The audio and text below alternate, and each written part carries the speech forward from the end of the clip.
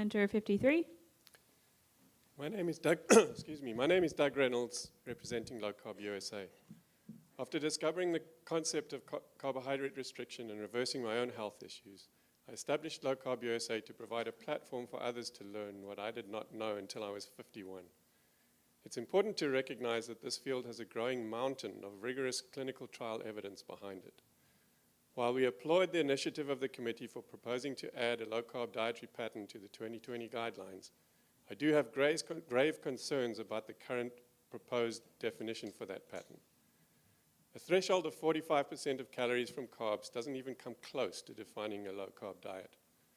A separate analysis of the scientific literature looking only at studies below 25% is encouraged, as this is the upper limit of the threshold. More important would be to additionally define a ketogenic subcategory advising 10% or less. The differences you will see in each of these groups is vast. At levels below 25%, we eliminate sugar and processed carbohydrates and basically just eat real food. This results in enormous improvements in general health.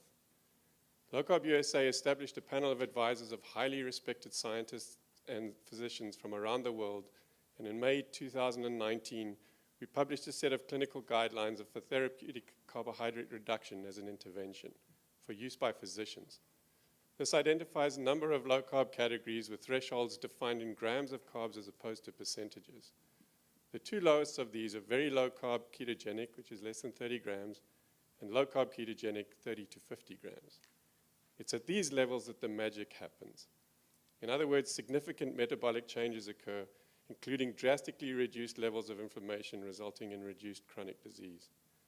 There are now hundreds of thousands of documented clinical cases for the reversal of many chronic diseases like type 2 diabetes, non-alcoholic fatty liver disease, all previously thought to be incurable. And every day we hear about more. The truth is that adding the currently proposed low-carb pattern will do far more harm than good. The dietary guidelines are supposed to only be for healthy people, but this is only about 12% of the population. The reality is that the guidelines are highly influential in establishing the food policies of most institutions like hospitals, schools, and our military, and they set the gold standard for clinical trials. Running a clinical trial comparing any other dietary pattern against a so-called low-carb pattern consisting of 40 to 45% carbs would just result in more inconclusive evidence, because it's not low-carb. I hope you will recommend guidelines with a true range of dietary patterns for all Americans, including the vast majority of us struggling with the diet-related diseases, not just a tiny elite 14%.